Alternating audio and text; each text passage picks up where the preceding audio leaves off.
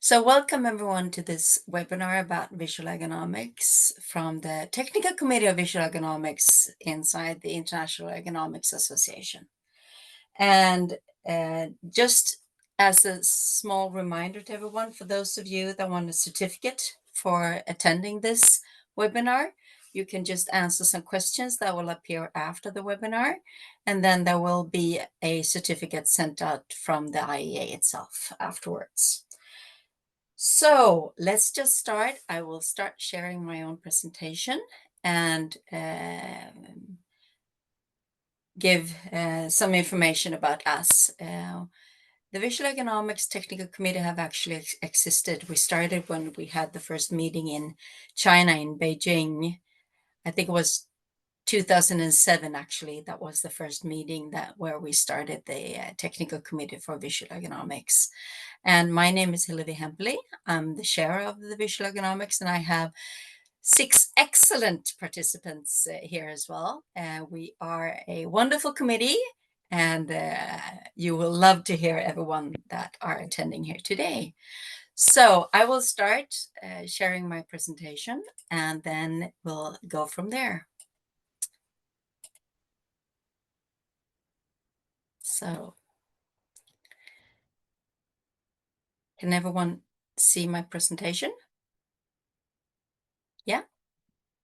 Good. Thank you. So visual ergonomics, I'll be focusing on screen work and non-visual flicker. So I'm just gonna get but I'm gonna start off with what is visual ergonomics. It's how to design the visual environment to improve health and increase performance. So it's got everything to do with artificial lighting, but also daylight, work, task, object, as of one thing, computer work. But it also comes down to visual ability and visual acuity and correction and glasses and other things as well. Well, why is it important? Why should you even be concerned about visual ergonomics? Because if you have to strain your eyes to enable vision, the muscle activity in the upper back and neck increases. So you can actually get severe neck pain just by having the wrong type of visual environment, the wrong type of glasses. So it is really important for a sustainable working environment to have a good visual environment. So the sensitivity to visual stimuli is actually very different. So about a third of us, 20 to 40% of us, are much more sensitive to visual stimuli. And when you're sensitive, the most common thing is the headache part, but also migraines, eye strain, and the flicker sensitivity. These are the most common things we can actually get problems with. So when you look at the viewing angle towards the screen, you usually say something about 50 to 30 degrees downwards from the horizontal line of sight straight ahead, and then 15 to 30 degrees downwards to the center of the screen. And the screen is also supposed to be tilted a bit up, so you can actually see that the line of sight will hit the screen at about a 90 degrees angle. And this is very easy to use. You can just use a protractor and a string, and then you just hang a weight in the bottom part. And then you can just, the weight is just so that you have the protractor at horizontal, the upper part. So when you hang a string down with a weight down here and have that at 90, then you know that you have it horizontally. And then you can just take the string to the center of the screen here, and then you can just measure the visual angle. And a very, very easy way to do that.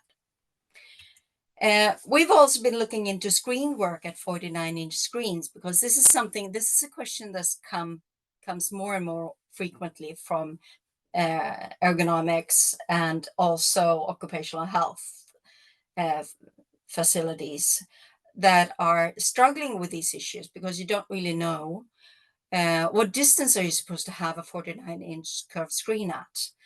And so we did this study, and we noticed that 70 centimeters is not enough to have these big screens at. The minimum is actually 90 centimeters, and that will then lead to problems, because there's many tables. Most tables aren't 90 centimeters deep. They're just 80 centimeters deep. So then you don't have enough depth to actually sustain a 90 centimeters work task. What we also noticed is that the 49-inch screen is actually better than having two 27-inch screens because there's less strain on the neck and shoulder region. And we also studied if two 27-inch screen is placed as a V, while having them as a V, like both angled towards you, or having one main screen and one to the side, the V shape is actually better. And the old type of 27-inch screen is actually works very well at 70 centimeters. So this was kind of interesting. But the main thing here is that we need to have deeper table to facilitate for having a 49-inch screen. And we measured this with EMG, both at the trapezius in the shoulder area, but also up in the neck part. And we also used inclinometry, which is this smaller measuring device here. And you have one inclinometer in the head and one on the neck over here. Okay. I'm also going to talk about flicker and temporal light modulation. Well, a light source that flickers, it's usually non-visual flicker. And this is where we do have the main issues with this. Because what is flicker? Flicker is actually something that is visible. It is a light source that flickers visibly. And the problem that we have now is that there's so much non-visual flicker. And LED as the light source is actually pulsated on purpose so you can dim it easier. And this is where the problem occurs. Because it's pulsated, our eyes will actually register this even though we don't really see it. Our brain can still be affected by it. This is why we call it non-visual flicker, but it is actually called temporal light modulation. And then we have the flickering part and the part that is actually affecting our cognitive performance and our brain health. So it is a modulation of the light. So the intensity of the light source itself will actually differ. So sometimes it's stronger and sometimes it's lower, and it could be both on and off as well. So temporal light modulation or non-visual flicker is something. I usually call it non-visual flicker. The problem here is that temporal light modulation is the real name, but no one understands what it is when you're talking about temporal light modulation. People don't understand you. So therefore, I call it non-visual flicker. That is not the correct term, but I prefer to use that term because then people understand what it is that you mean. So indoor exposure comes from older fluorescent tubes and luminaires, but also LEDs and sometimes even screens as well. So it's not just the lighting, it could be the screens itself. So responsive flickering light, the problem here is actually that you'll get migraines and headaches, but you will also get eye strains such as photosensitivity or light sensitivity. It can affect your stress effect, level of the stress, because it changes the brain activity, the EEG. You can measure that with EEG, and it actually increases. So the alpha activity of the brain decreases, and that sends signal of stress to the brain itself. And it's harder for individuals with dyslexia to read when you do have this non-visual flicker. It affects reading speed and reading comprehension. And neurodiverse individuals might be more sensitive. I actually heard a story about a dad whose kid with NPF was struggling severely with this, actually even being a part of dinner at home.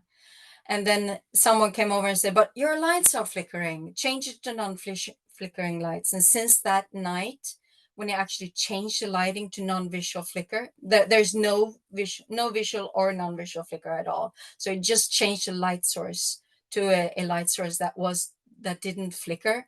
And all of a sudden, from that evening, the kid was actually attending the dinner at the dinner table back home that he could not do for many, many years. So this is something that is really important that we study further because there's so many things that we don't know about these things.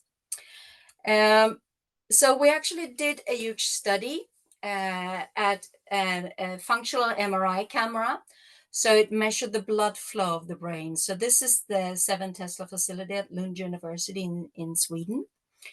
So we did put, this is my colleague Johannes, who's inside the fMRI scanner here. So we did do this as a multidisciplinary team.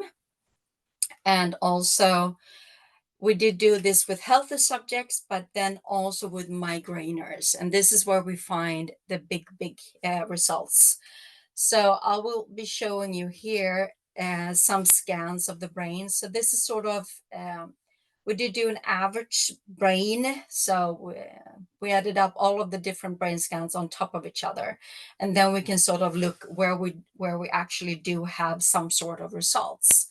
And the thing that is the most interesting here is that, of course, we have it in the back of the brain itself, where we do have the visual cortex, but we also have it here. And this is where it is the most interesting part. So the day before yesterday, we submitted the article about how the migraineurs actually responded to this non-visual flicker. And this part here is a specific part of the brain, which is called the periaqueductal grain, which is the brain's pain center. So now we have evidence that migraineurs actually will have an increased blood flow in the pain center of the brain. So we have evidence that flicker actually causes migraines.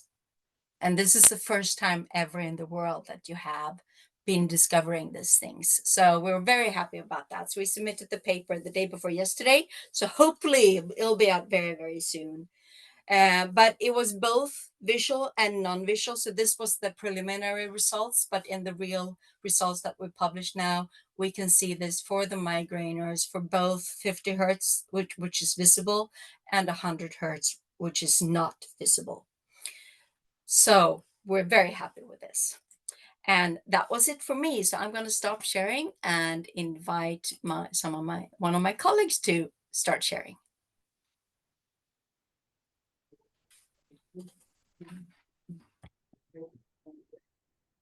Okay. So that should be me because I'm the second one for this talk. You are Can the you see my second one. Sorry, presentation? Beatrice. Hi. Can you see it properly? Yes. Put it bigger. Okay.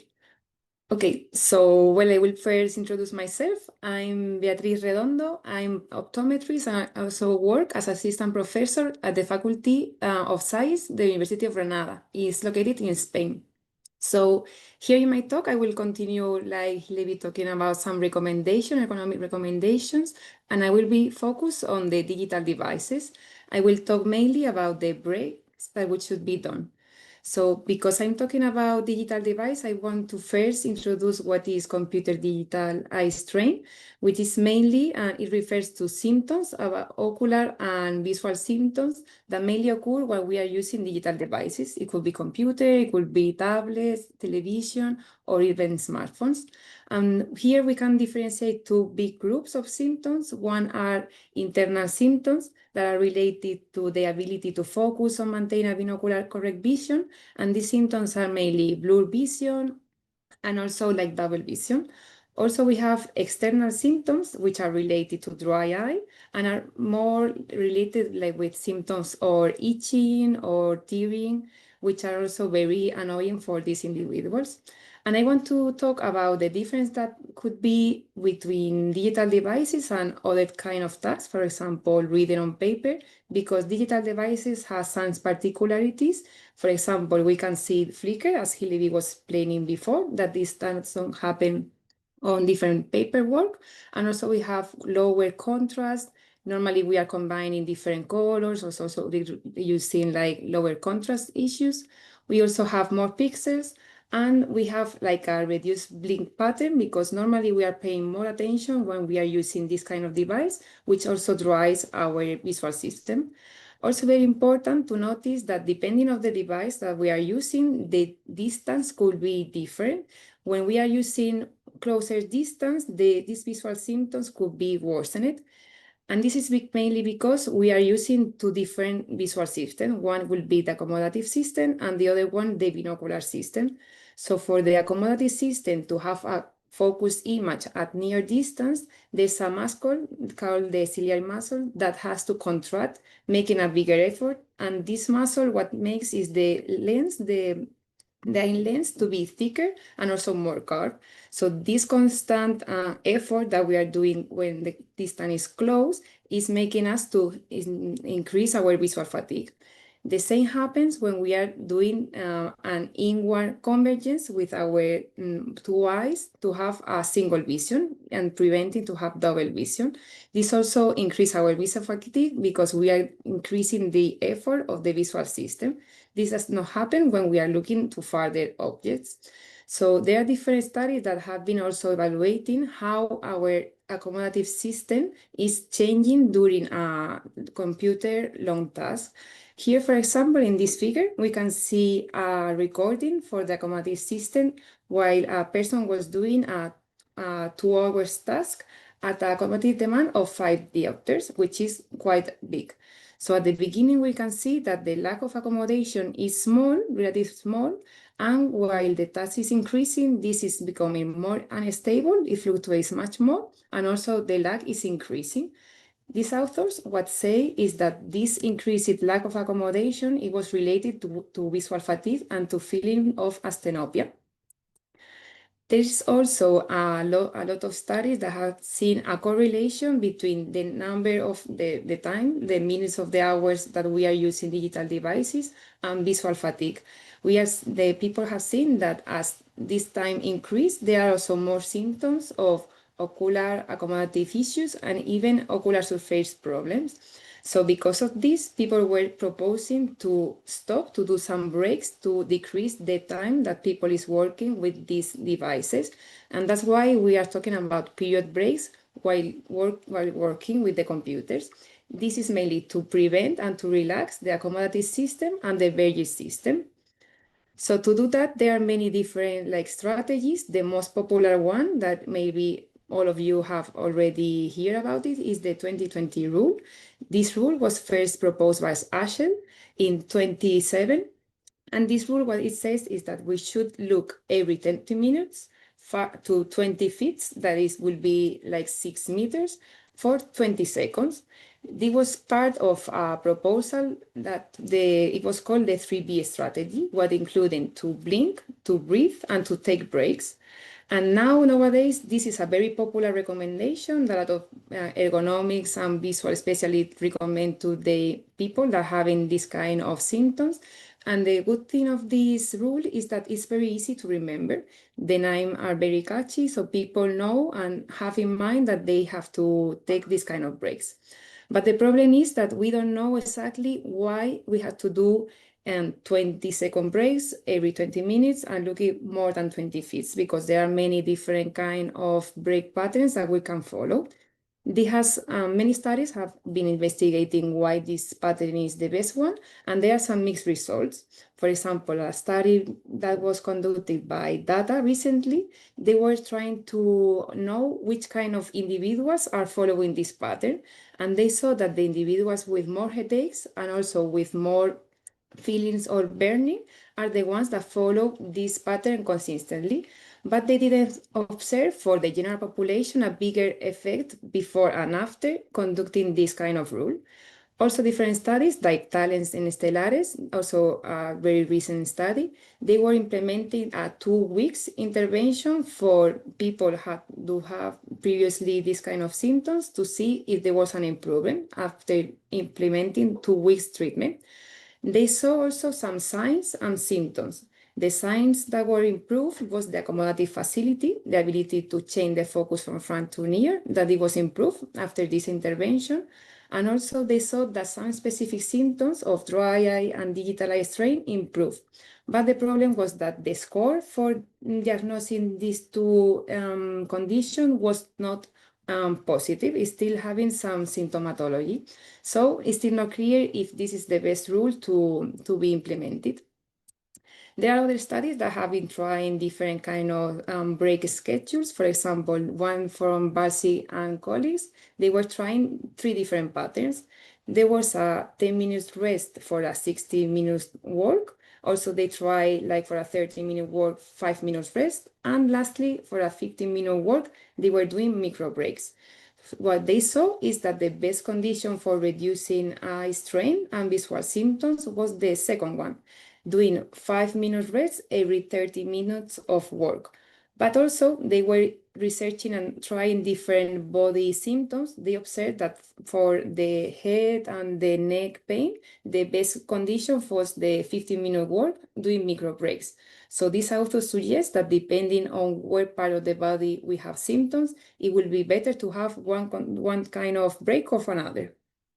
Also, similarly, a more recent study, they were trying to measure different kind of breaks. All of them were 20 seconds, like the 2020 rule, and they were measuring during a very highly demanding visual task of 14 minutes. So these breaks were they were like no breaks, which was the hardest condition, the 20-20-20 rule, where they were doing 20-second break every 20 minutes. Also, they were doing every 10 minutes this break and every 5 minutes. They were measuring the symptoms before and after this pattern. And what they observed was for all conditions, the symptom worsened, but there was not any improvement for any of the conditions. They behave very similarly among them. And what this study suggests is that maybe 30 seconds is not enough for restoring the accommodative and visual system. Indeed, there are some studies that recommend at least 2 minutes to have improvement in this visual system. So maybe it should be longer breaks instead of 20 seconds to have a really improvement in the visual system and visual fatigue.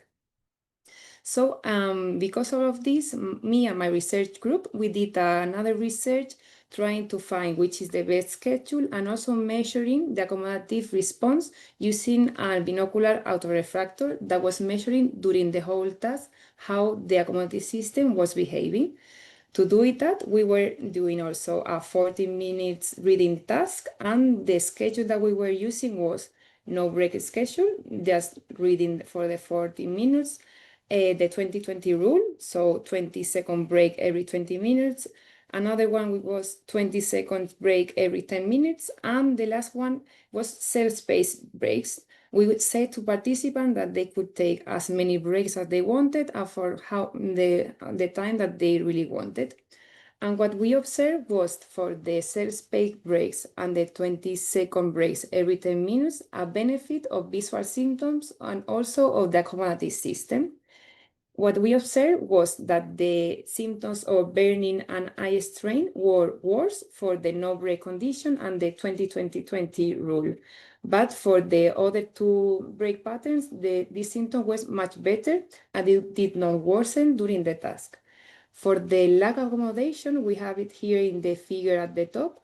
We didn't see any effect for any condition. It was kept more or less stable. But for the variability of accommodation, we saw that for the no break and the 20-20-20 rule, this variability was increasing. It was fluctuating more this accommodation for those conditions. But for the other two, we saw that it was maintained more or less stable during the other tasks. And this suggests that the fatigue was not appearing for the self-spaced break or the 20-second break every 10 minutes. Also, it's important to notice that if we see what was the number of breaks and how long these breaks were for our participants, we can see that they were taking almost 3 breaks during this 40-minute task. But more importantly is that the breaks were much more longer than 20 seconds. It was almost 1 minute. So maybe depending of the condition of each eye system or the demand of the task, each person needs to self-regulate when they do these kind of breaks. So just to conclude and to have some good habits to recommend, it will be very important to have breaks during the task, but we don't know exactly which is the best number to recommend. It's important to have an accurate number because if not, the person will abandon and will not continue with this habit.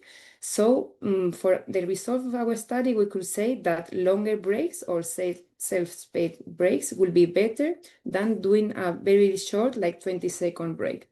So just recommend to have this. We can recommend ourselves putting a post-it, like here in the image, or also to put in some alerts while we are working to make sure that our accommodative system and binocular system restores and could like relax for preventing these kind of symptoms. Thank you very much. That will be all.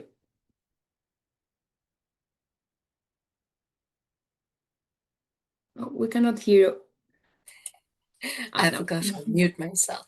Thank you, Beatrice. And now I think it's Rudy's time. Okay, thank you. Let's share my screen. Share. We can see it. Okay, and you can all hear me, I hope. Yep. Okay, so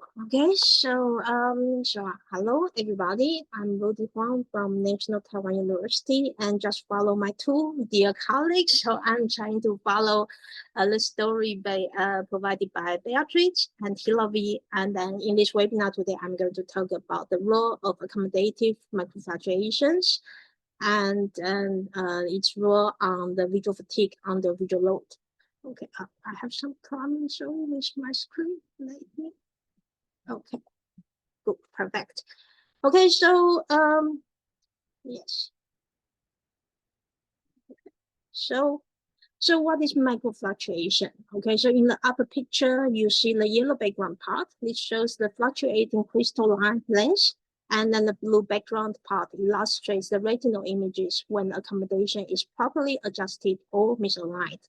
So microfluctuations are the small continuous reflective power variations, and these occur during the lens accommodation process.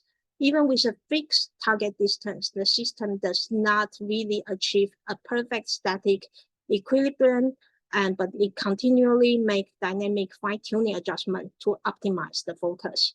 So microfluctuations can be divided into two components. One is a high frequency component and a low frequency component.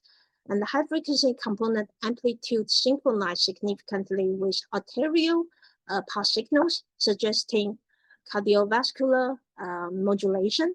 When the retina cannot receive clear focal information, the high frequency component is markedly attenuated and the low frequency component is significantly enhanced, implying that the low frequency component may reflect the slow drift behavior of the accommodative servo system in the absence of error signal feedback. So this study is considering the lack of support for the role of microfluctuations in visual fatigue and accommodation control based on the complex temporal structure of microfluctuations vary on a long-term basis. Okay, so in this research, we first aim to develop a lightweighted device for recording microfluctuations during a long-lasting exposure to various visual load scenarios. We also aim to deliver an optimized evaluation technique for detecting temporal microfluctuation variation. So after constructing the optometer system, our ultimate goal is then to data mine the correlation between microfluctuations and visual fatigue, and further investigate whether microfluctuations serve as a phenomenon to detect an input signal for accommodation. Okay, so in this very short talk, I try to include two studies. So in the first experiment, 20 participants were included. Each participant performed the 30 minutes solitary card game on a PC monitor and on a tablet. So microfluctuation measurements were taken before the task and immediately after the task. And during the task, we use a Tobii Profusion to record the blink characteristics and then the pupil diameter. We also apply the ECQ, that's the eye complaint questionnaire, as a subjective measure for visual discomfort. So the ECQ was taken also before and after the task. Okay, so the physiological indicators and the ECQ scores were analyzed and compared in the use of the two different display devices.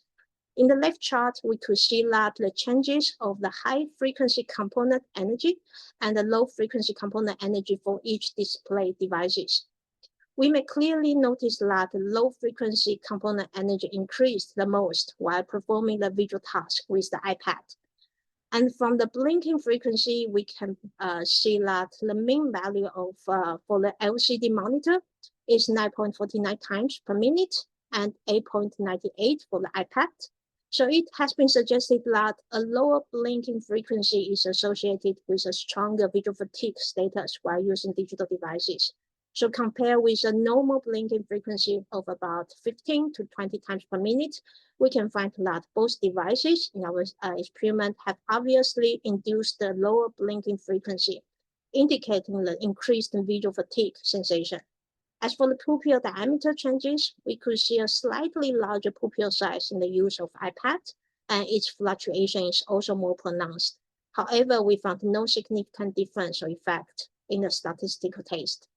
And from the ECQ scores, we could see the score is increased in all 10 symptoms and for both devices. And the symptoms are stronger in the use of iPad than in the LCD monitor, indicating the perceived fatigue is stronger with the iPad. Okay, so in the second study, we would like to shift our focus on the age effect and also the recovery mechanism. So a total of 30 participants were included, and each participant performed the 30 minutes card game on a PC monitor. So similar to the settings from the previous study, the microfluctuation measurements were taken before and after the task, and also to be measured again after 15 minutes rest. And during the task, the Tobii profusion was used to record the blink and the pupil size, and we also applied the ECQ as the subjective ratings for visual discomfort. Okay, so the physiological indicators and the ECQ scores were analyzed and compared across the 2 age groups. So in the left chart, so these 4 charts, so that's maybe a little bit small. So we see the changes of the low frequency component and high frequency component energy, and their relative ratios for both age groups and the 3 stages. So the low frequency component energy and ratio increased after visual load, and then gradually decreased after the recovery time. High frequency component energy followed the same pattern, while high frequency component ratio exhibited the opposite trend. These results suggest that the visual load boosts microfluctuation energy in both frequency bands, which largely return towards a baseline after the rest. Moreover, the proportion of low frequency component in total microfluctuation energy rose after load across both age groups, implying that the low frequency component may be more closely linked to the visual fatigue than the high frequency component. As for the pupil size, the results showed a larger pupil size in the younger group at both stages, indicating that under the same visual load condition, older participants had smaller pupil size. As for the blinking frequency, results showed that during the task, the blinking frequency was slightly larger in the younger group for both stages at the beginning and at the end of the task. Additionally, the blinking frequency was rising in the younger group by the end of the task, whereas it declined in the older group. Last, for the ECQ, the younger group exhibited larger increases than the older group. In the younger group, all symptoms, indicators, and the total ECQ score showed significant changes. In the older group, only few symptoms like my eye hurts, my eyes are red, and these are and the total score reached the significance.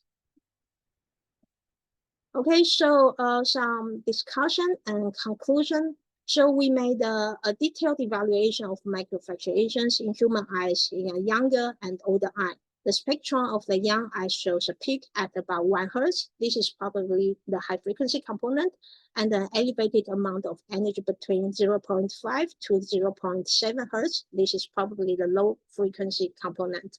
Some significant effects of exposure in subjective fatigue, low frequency ratio in young, but this not found in the older participants.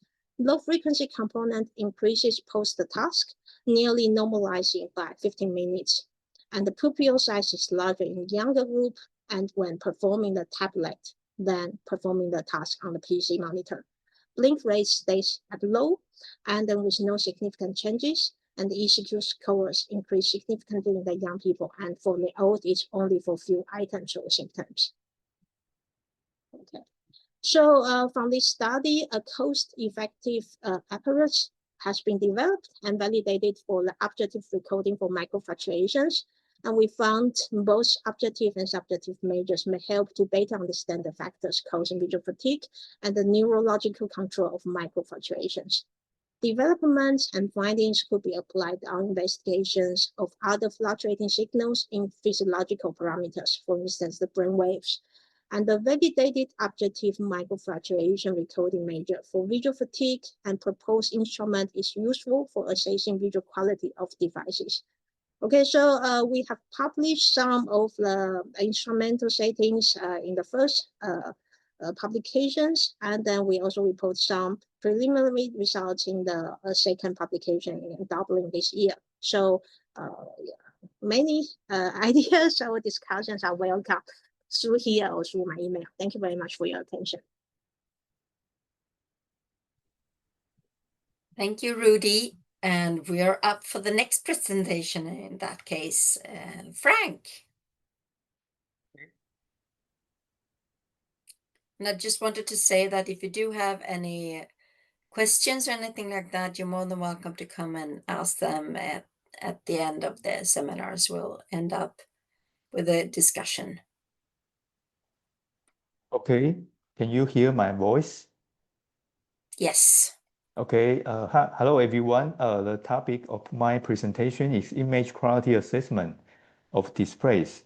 And my name is Po Hong Lim. I'm from Department of Industrial Engineering and Management, National Kaohsiung University of Science and Technology in Taiwan.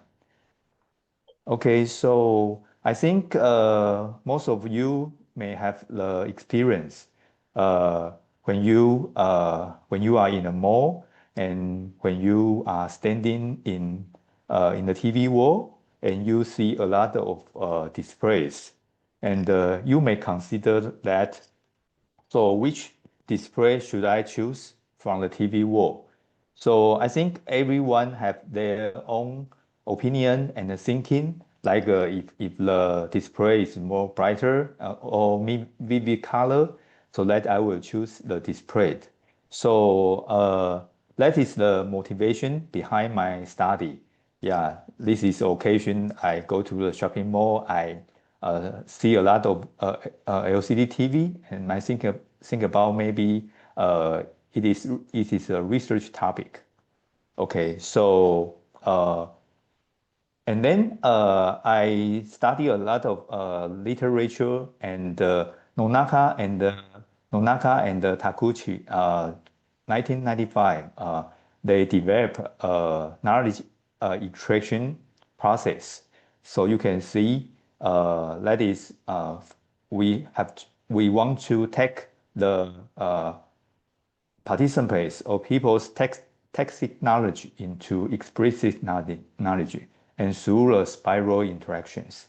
And it contains socialization, externalization, combination, and internalization.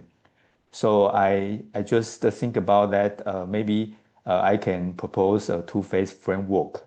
And through the spiral interaction, I can get the texic knowledge from the people. And then I can transfer this information to the manufacturers so that they can understand the customer requirement and to manufacture a product which meets customer requirements. Okay, so I just apply this the knowledge management tool, a theory, and for example, here I just talk about the ordinary user's viewpoint.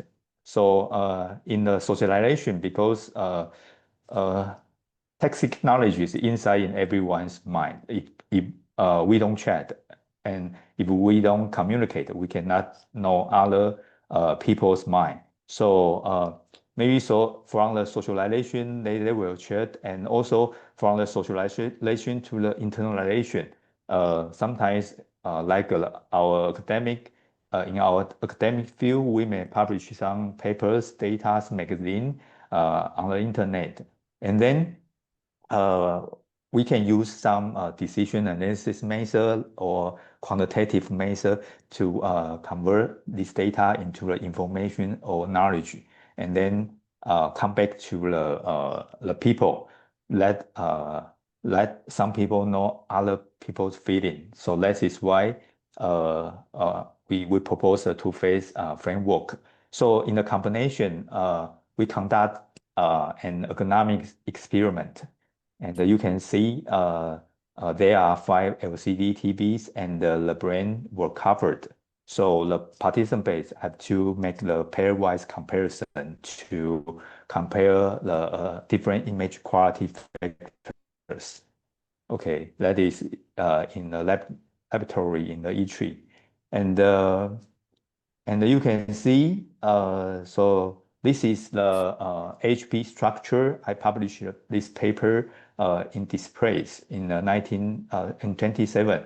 So first of all, we collect from the literature review, we collect the 8 factors affect the TV image quality.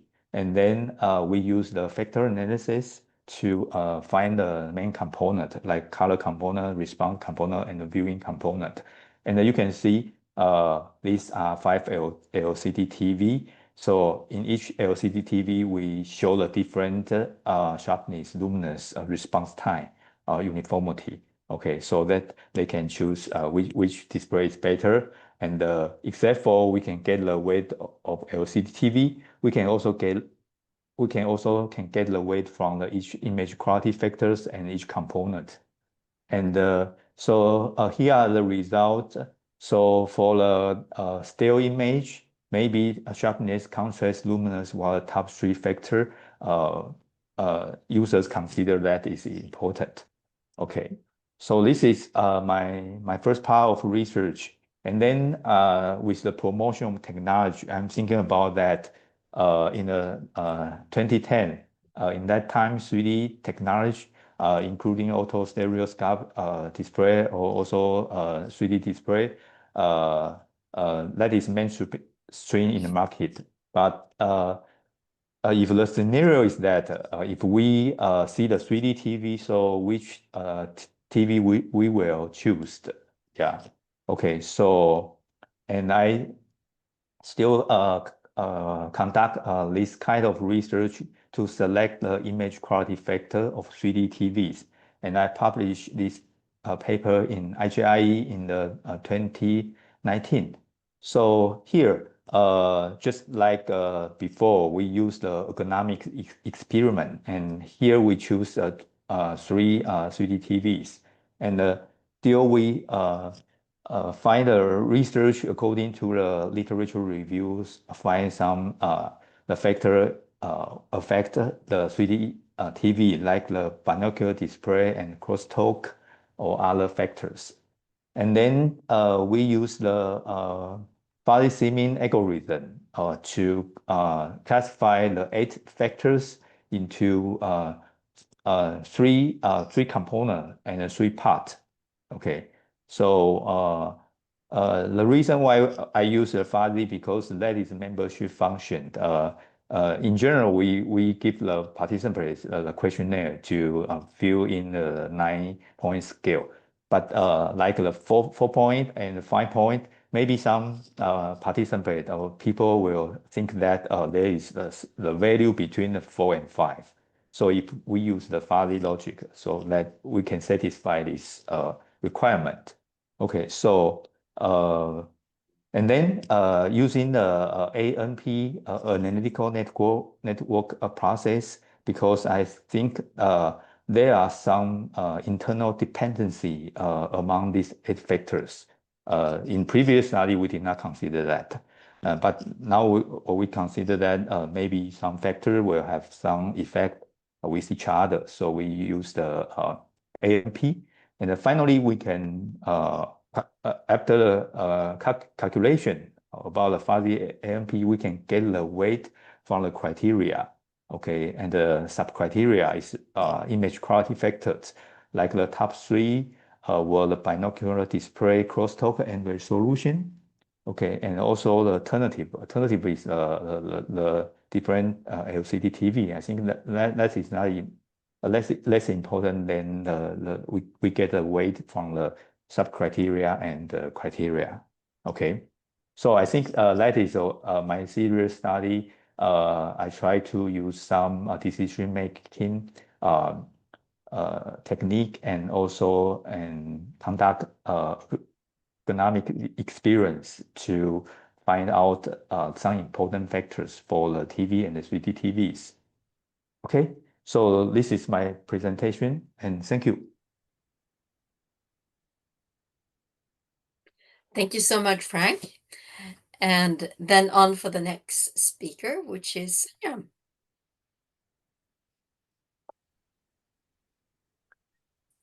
Hi, hello everyone. Thank you. So I will try to take the audience towards a different direction related to visual cognition. So I will be talking about gaze behavior and happy face advantage. In my research group, focus research group in human factors at IIT Indore, we have been using eye tracker to do visual processing studies, particularly characterization of gaze behavior. And I would like to take you through a very interesting phenomenon known as happy face advantage. So our facial expression recognition is very important in our workplaces, in our day-to-day activities, social interactions, etc. And the facial expressions disclose feelings, intentions, and predispositions for action. And in case of the emotion, happiness, it's mostly recognized emotion, which is not significantly different from anger and surprise in terms of recognizability and how easy it is. In contrast to identifying disgust, sadness, and fear. And one interesting thing about happy expression is that there is no trade-off. So there is a resistance of trade-off in case of happiness. So only minimal impairment in recognizing happy expression is often observed. What it means is that the stimulus display, when it is reduced, the display time, still people are able to recognize happy face easily. And this threat of resistance is what is known as happy face advantage. And this phenomenon is what I'm going to talk about. So in terms of expression-specific facial diagnostic characteristics, there are two important parameters or attributes related to smiling mouth. One is perceptual salience, and another one is diagnostic value. And in case of eye region, through observation of eye region, we can identify frowning faces. So say, for example, carrying sadness and anger. Whereas the mouth region is very important for identifying happiness and disgust. And recognition of fear and surprise relies on both the region, so eye region as well as mouth region. And the interesting thing about our facial expression is that the configuration of our facial muscle movements that form the basic emotional expression is the perceptual groundwork for identifying the distinctions between various emotional expressions. And what is important for us to emphasize is that the ability to recognize facial emotions is believed to be affected by perceived violence and aggressive biases in the social information processing. So slowly, the direction of the research that I'm presenting here as part of a larger series of studies is that I want to know how can I characterize visual processing part cognitively, and how people are perceiving information from media, interactive media, etc. And violent video gamers are often understood as having reduced happy face advantage.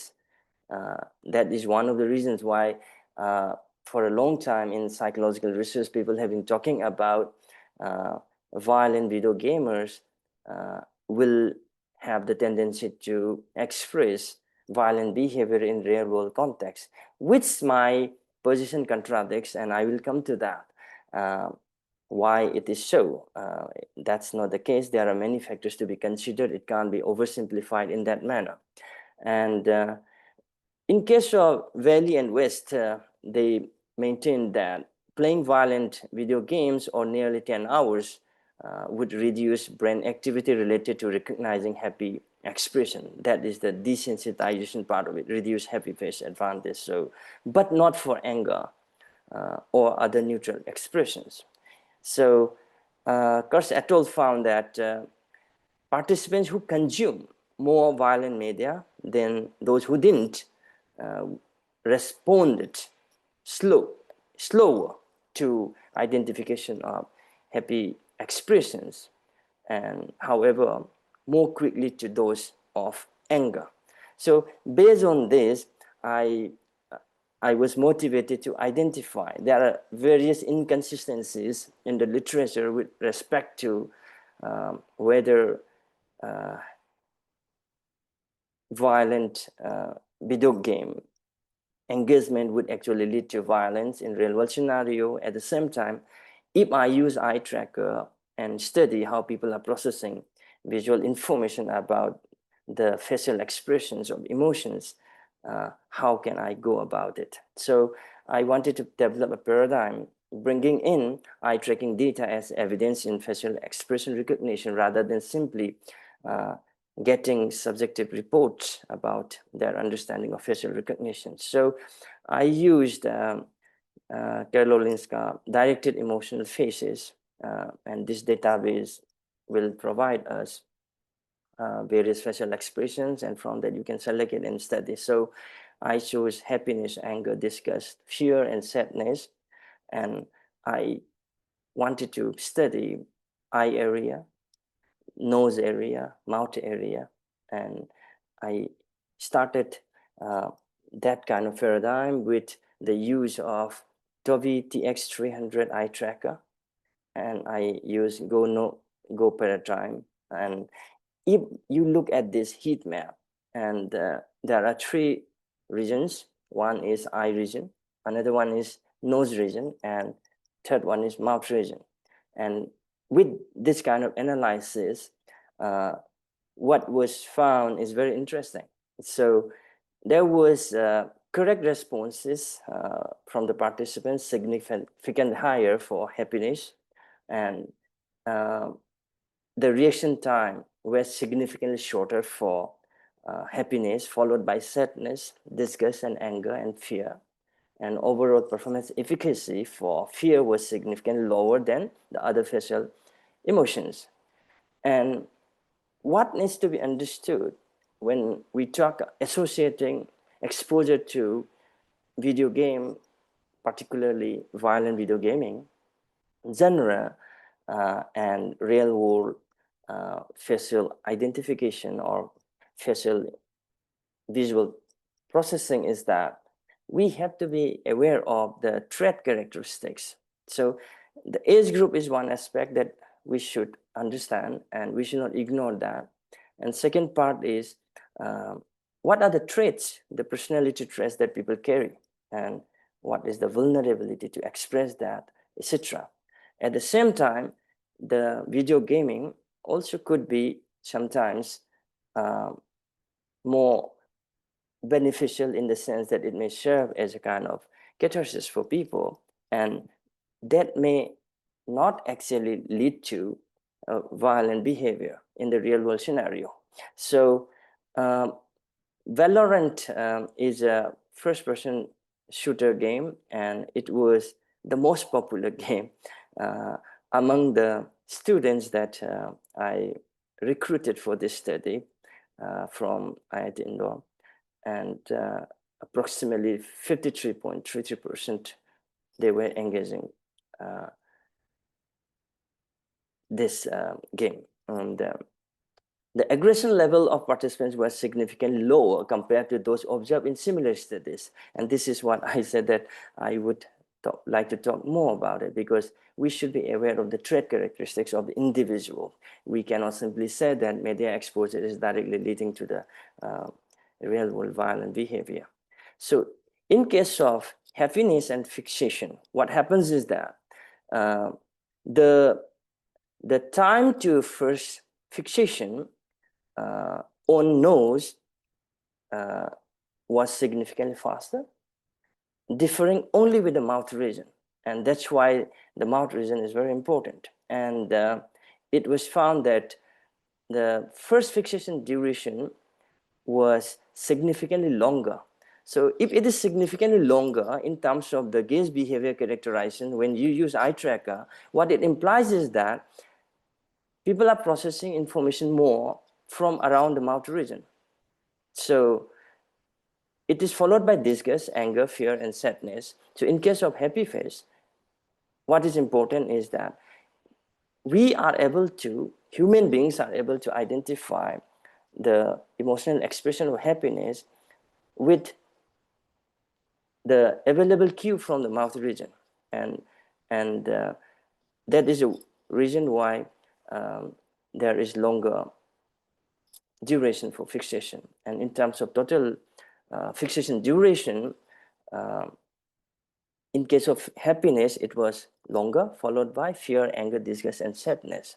So the interesting part is that the intention was to develop a methodological toolkit, how to characterize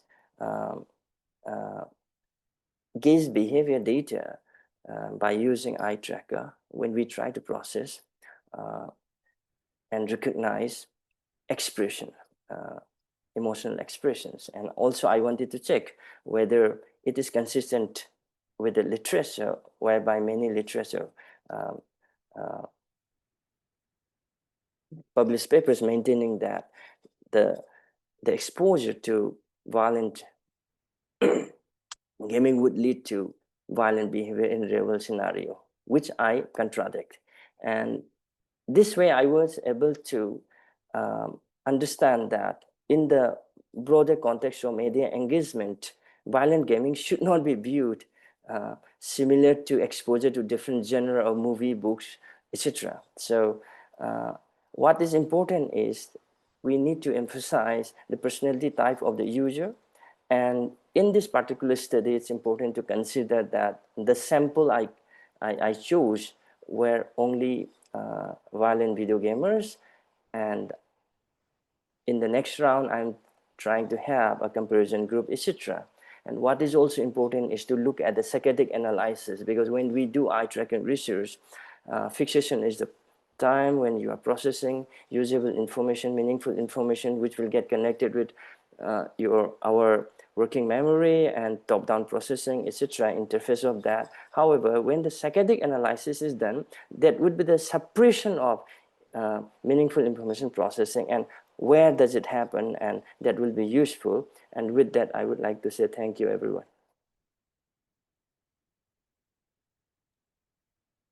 Thank you, Sunram. And then we have our final speaker of this webinar.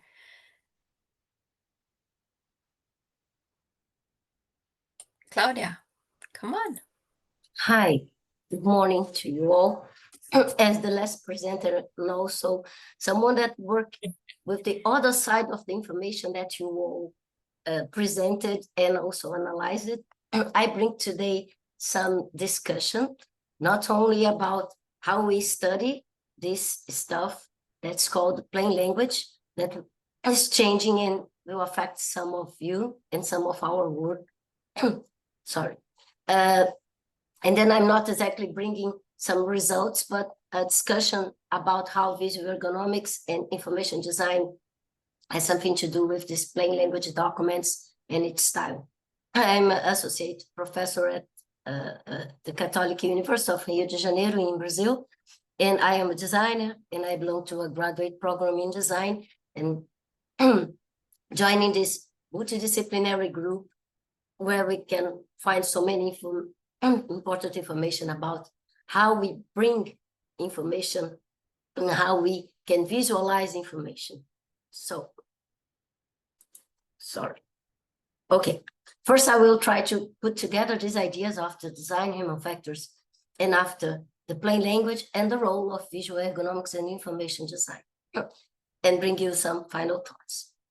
So the first point to be presented here is that information design can be understood as a part of the graphic design and what it does has to do with ergonomics.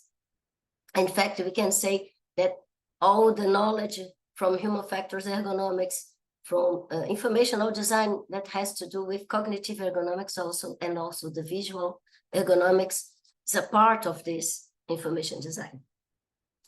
And from one side, we understand that the information design has to do with the capacities, skills, and limitation of people who will interact with the information. And from the other side, as ergonomics practitioners, we know that the information must be fitted to its users. So the graphic and the textual languages must be suited to the characteristics of those who will use this information, and also must be adapted to the way that the information will be delivered. We saw here a lot of studies before where we are studying mainly the displays, TVs, and pads. That's where we have more information now, and where people are seeking information and spending more time than the printing information as we usually had before. And so we have to bring some special attention to these digital interfaces. And as a proposal, we can think that human factors ergonomics field has some aspects that we consider when we start to discuss the quality of information that will be brought and later analyzed to understand how is it being understood, and also it has been visualized by the users. So we usually consider readability, lecturability, usability, legibility, and comprehensibility. On the other side, designers that work with information design also considers the graphic interface, the planning, and the context, how this information will be presented, and the production of this information, and what it has to do with plain language. So it's a statement from the International Plain Language Federation. I don't know if you are all used to this, but a communication is in plain language when its wording, structure, and design are so clear that the intended audience can easily find what they need, understand what they find, and use that information. It has a lot to do with the citizenship, understanding, and inclusion is something that has been discussed, as you see, is a federal and international association, where we have a lot of countries engaged in this movement. It's mainly a movement, a social movement, and how we bring information to citizens. And so it's why so many information that is being spread by different governments has been also changing. And we are also changing the way that we are spreading this information. What we understand here is playing with this term, that we have different translations. For instance, in Spanish, it's lenguaje claro, and here in Brazil, we call linguagem simples. When we talk about plain, it means that it's accessible, clear, comprehensible, and usually we devoid accessory elements.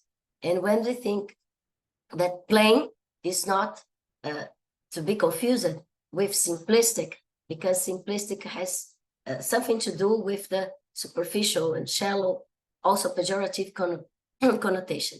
We're talking about how we prepare information that will also be visualized and analyzed by all experts from different areas, not only the visual ergonomics, for instance, but also by linguistics, when we try to analyze how the information is being presented and how people are understanding the information.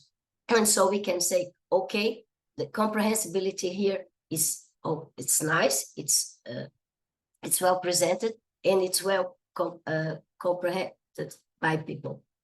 So I will not explain a lot of this because I don't have time, but just to give you an idea, this kind of a terminology, plain English, comes from the 16th.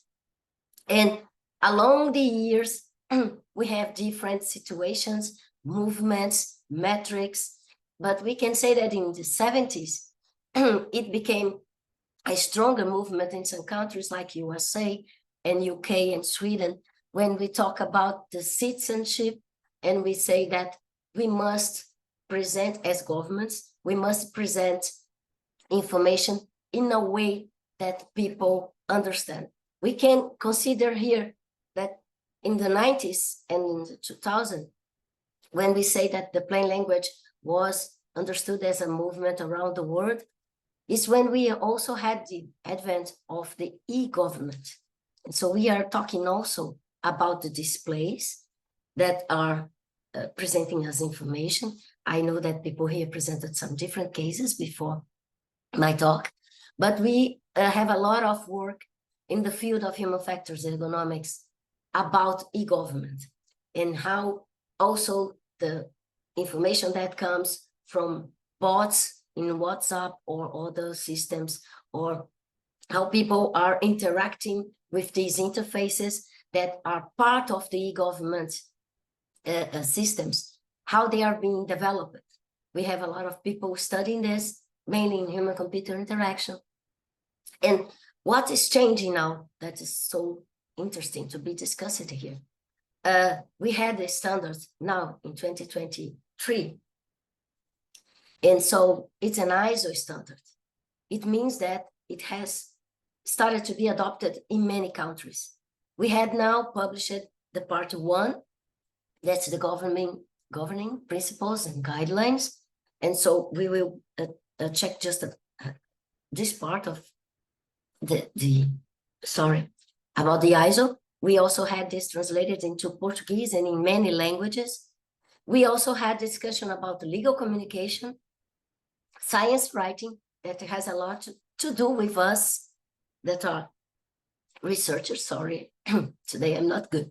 And also the requirement of implementing these in organizations. So this ISO has 4 principles that are straight linked with what we do in human factors, because they say that this information must be relevant, findable, understandable, and also usable.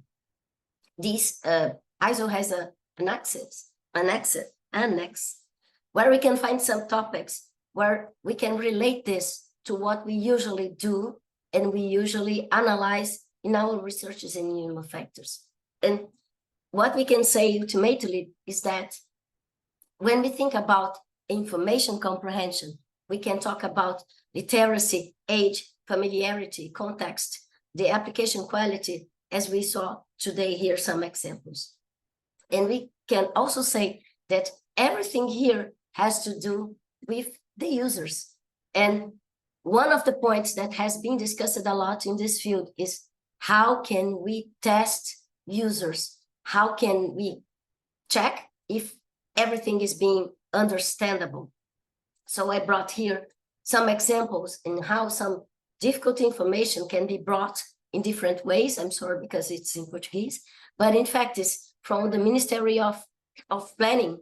And so it is the project of how the government will apply the money in the next year.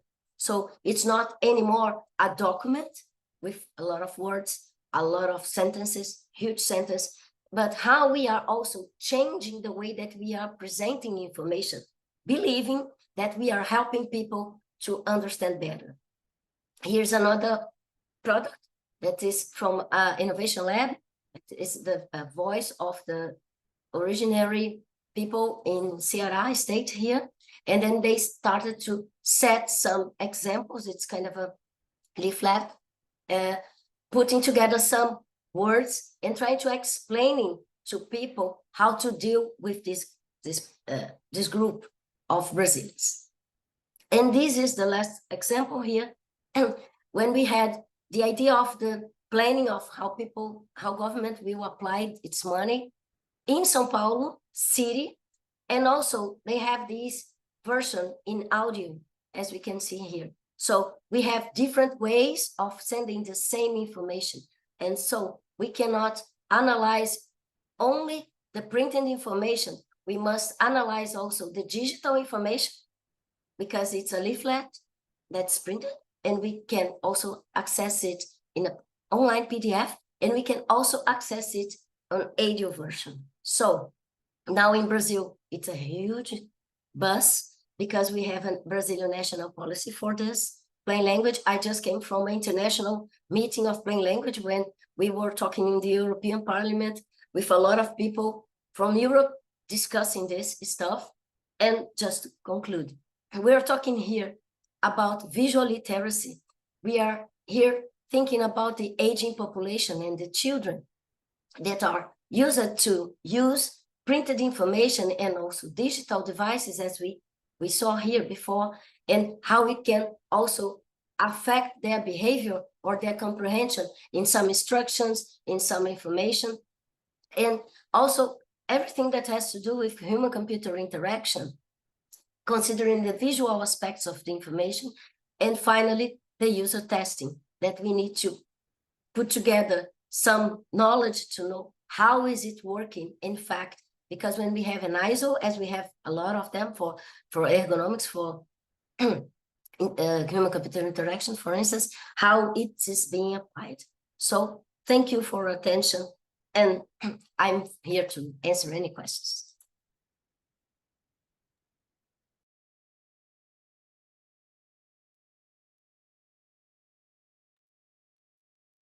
Thank you, Claudia. This is, I've been sitting here so focusing and so interested by all of your talks. So thank you so much to all of you. We do have 2 questions from Marino. Question for Beatrice: how does the 2020 rule work with presbyopes? Thank you, Marina, for your question. I think it's very interesting, and I haven't talked at all about presbyopia. I was mainly focused about how we can relax the accommodative and barrier system. And it's true that even presbyopia start around 45, we still have some accommodative ability until we are 65. So maybe we are also helping that way, but also the binocular system will be working as usual. Like it doesn't change through age as it does the accommodative system. But there are also other ways to help the to implement this kind of breaks in presbyopia. Could be the posture that people are having when they use like the progressive lenses, because normally they are looking through all the time same part, so the neck will be damaged to maintain the same posture for all the time. So just looking up and relax a bit the neck will be helpful. Just to say that normally we talk about breaks for accommodative and vergence, but there are also some relaxed patterns for the ocular surface, like for blinking. So for example, if we just look far away, what we are doing is to reduce the attention demand to increase that way also the blinking pattern. But if we have some internal symptoms that are more related to dry eye, it will be also good to have and implement like a blink pattern response. So there are some studies, for example, that measure how blinking exercise may help to restore these external symptoms. So just to conclude, I think until 65, we still have some benefits for the accommodative system, but also we will have with this kind of breaks an improvement for the binocular vision and the posture. If we have also external symptom for dry eye, it will be implemented with another kind of exercise, like blink exercise, just to add all that. If someone want to ask something, I don't know, you are free. Thank you, Beatrice. Marina also had a question for me. Is spectral sensitivity for the flicker you reported known? The role of the blue light flicker? Well, it seems like we're much more sensitive to blue light, to LED, because LED is made as a blue light source in the bottom and then a yellow fluorescence on top. And that means that you're much more sensitive for flicker from LEDs than, for example, from sodium lights, high pressure sodium lights, regular low pressure sodium lights, because that is so yellow. So we don't really have that much response for that one. So you're quite right that the role of blue light flicker is higher. So we haven't really checked for that, but we did check for, we did get a higher impact on the brain if the individual had a higher CFF. The CFF means the critical flicker fusion That means your threshold for when detecting flicker, visual flicker or not. If that is higher, you're more sensitive. And also actually for a completely separate correlation towards headache and how much the headache actually impacts your everyday life. So those two are very correlated to the response of the brain. So if the headache is affecting your everyday life, and if you have a higher threshold, that means you can detect the flicker easier, then you will have a bigger response of the brain. And I also wanted to show you, because I didn't show that, I don't know if I did this last year, but I think it's very interesting. I do have a flickering light source here, very glary one, but if I hold it up to the camera, you can actually start seeing the flicker itself. So the camera on our phones could be our flicker detectors. So you can just take your phone and just take a photo. You can see it's me here. And then you just hold it up to the camera. And if it flickers, you can actually see the stripes from the light source itself. And for me, this type of stripes is enough for me. What we did was this similar. This is 100 hertz. So this was what we exposed our participants to. And 20 seconds of this is actually enough to have that brain response that I'm talking about. So it's not hours of this, it's 20 seconds of this. So it is a very, very quick response. And just for me, because I'm one of those flicker sensitive individuals, and just for me riding the elevator at work now, the lights in the elevator was changed like 6 months ago to severely flickering LEDs. And I have to ride the elevator covering my eyes every time. So people are sort of laughing and looking strangely at me. I'm like, sorry, the lights are flickering. Because otherwise I will actually, that is enough. 30 seconds of an elevator ride is enough for me to get migraines and dizziness, vestibular migraines for the rest of the day. So I'm one of those that are really, really sensitive. And those individuals exist. It's not just me. So those individuals do exist out there. And I would say that it is about a third of us that are much more sensitive to this, especially the migraineurs, as it turns out. But I think that NPF individuals, autistic and ADHD, as well as individuals that suffer from burnout or headaches or other traumatic accidents towards the brain, might also be those individuals that are much more sensitive to this. So we'll have to look further with that. So is there anyone else that would like to ask something?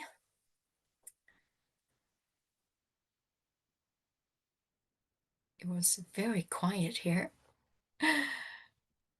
I have a question, can I? Yes, Claudia. I have a question to Sandra about Yeah. the research he presented. In fact, Yes. there wasn't any comments, since you said that you use the eye tracking to recognize the movements as you showed us. But how do the users and participants, do they tell something about the reaction of this kind of a testing? Because I think Okay. it's quite different, than watching and analyzing someone that's just using a TV or something. But you're asking them to recognize the patterns of smiling. So I think it's quite different. Yeah. So the idea was that those participants were from the pool of gamers and those who are mainly playing the violent games, that so-called violent games. So the first thing was to see whether the kind of popular understanding, which has become almost like an urban cliche when the traditional video games arrived, that video games would actually lead to producing violent people. That was one thing that I wanted to say. And second thing was, I wanted to do from the visual cognition perspective, how to characterize the recognition of it. So the interesting thing is that I want to kind of promote the idea that just like the broader consumption of media, different ways to consume information, we should consume that and diversify. That's the idea. Because we read violent books, thriller books. That's also consumption of information. So that's why I wanted to put that, because also while simply connecting in that manner, what we are missing is violent people are going to be violent provided they have that trait. So if a violent person is also exposed to that, it may kind of respond in a different manner or that, but it's not necessarily a simplistic proposition that we can put about human beings all together and say that violent media is going to do that. I mean, many people enjoy writing. If that is the case, those who are writing violent media, that serves different other functions. That's a thing. But coming back to, again, little more adding to your question, yes, in my study, I am not exposing to violent media. In the screening phase itself, they should have qualified to be gamers in the first place. And I am from a technology institute, and they have gaming club. So they are very comfortably engaged in gaming. So it triggered the opportunity for me to engage them easily and see, actually, is that happening and things like that. So now, when I started this as a kind of simple study, now it has become a series of studies now. So now I'm engaging people who do not know gaming at all, those who are non-gamers, and I'm trying to look at that, some data I'm trying to analyze and things like that. But the intention of me presenting the work here was that when we look at human-computer interaction or interactive media, if we know that this is the way people process information and that queue is sufficient for them to have a top-down processing and recognize the emotions, that's fantastic for developing, more efficient avatars and accentuate those regions and things like that. I did not touch upon that mainly because I am still going on with the study in progress. So what are the recommendations I will have? Maybe in the future, I would have more details from the design application perspective. But that's the fun part. So sometimes that comes to my mind, okay, that there is inconsistency. But the main agenda I had was, if something is happening and people are reporting like that, then can I characterize the visual processing approach that people have? And human beings, it's a good thing that, if I do like this and if I'm smiling, you can still say this, I'm smiling. That's a pretty good thing. That's what I wanted to scientifically establish. Thank you. In fact, I asked you because I'm working in a course where we have game design also. And then when I saw your research, I was thinking about how it would be the result here. Yeah. It's why I asked you. Yeah. Something to think about. That's very interesting to think about. Yes. Thank you so much. Any more questions from the group or to anyone else or any of those of you that are joining us? It was very, very quiet here. But otherwise, I think that we will wrap up for today. And I thank you all for presenting here today and also the questions and the engagement online and from our group. I think that everyone can tell that we do have loads of fun on our meetings.